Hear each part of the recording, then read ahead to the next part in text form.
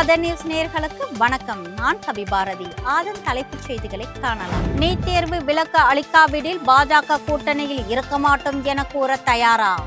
NEET விலக்கு பெற வலியுறுத்த தயாரா என சட்டப்பேரவையில் எடப்பாடி பழனிசாமிக்கு முதலமைச்சர் சரமாரி கேள்வி.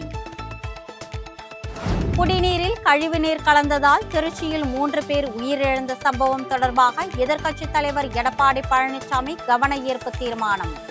மக்கள் புகார் அளித்தும் மாநகராட்சி அதிகாரிகள் நடவடிக்கை எடுக்காதது ஏன் என கேள்வி. தமிழக வெற்றிக் கழகம் சார்பில் கோவையில் வரும் 26 மற்றும் 27ஆம் தேதியில் பூத் ஏஜென்ட் கருத்தரங்கம். கட்சியின் தலைவர் விஜய் கலந்து கொண்டு உரையாற்ற இருப்பதாக பொதுச் செயலாளர் அறிவிப்பு. திருவண்ணாமலையில் 34 கோடி ரூபாய் செலவில் 4 தளங்களுடன் அமைக்கப்பட உள்ள மினி டைட்டில் பூங்கா. கட்டுமான பணிகளுக்கான டெண்டர் கோரியது தமிழ்நாடு அரசு. மதுரையில் கள்ளழகர் வைகை ஆற்றில் இறங்கும் புகழ்பெற்ற சித்திரை திருவிழா. அடுத்த மாதம் 12ஆம் தேதி உள்ளூர் விடுமுறை அறிவித்து மாவட்ட ஆட்சியர் உத்தரவு. தலைக்கவசம் அணியாமல் வாகனம் ஓட்டும் காவலர்களை உடனடியாக இடைநீக்கம் செய்ய வேண்டும். மாநகர ஆணையர்கள் மற்றும் காவல் கண்காணிப்பாளர்கள் டிஜிபி சங்கர் ஜிவால் அதிரடி உத்தரவு. தமிழகத்தில் மின் கணக்கெடுப்பு பணியாளர்களுக்கான ஊதியத்தை உயர்த்தியது மின்சார வாரியம்.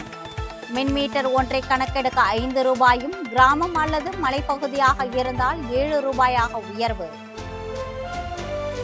4 நாட்கள் அரசுமுறை பயணமாக குடும்பத்துடன் இந்தியா வந்துள்ள அமெரிக்க துணை அதிபர் JD வான்ஸ். இந்திய பாரம்பரிய உடையில் உற்சாகமாக வந்த துணை அதிபரின் குழந்தைகள். 2000 கோடி ரூபாய் மதிப்பிலான போதைப்பொருள் கடத்தல் வழக்கில் கைது செய்யப்பட்ட ஜாஃபர் சாதிக்கிற்கு ஜாமீன். சென்னை உயர்நீதிமன்றம் உத்தரவு.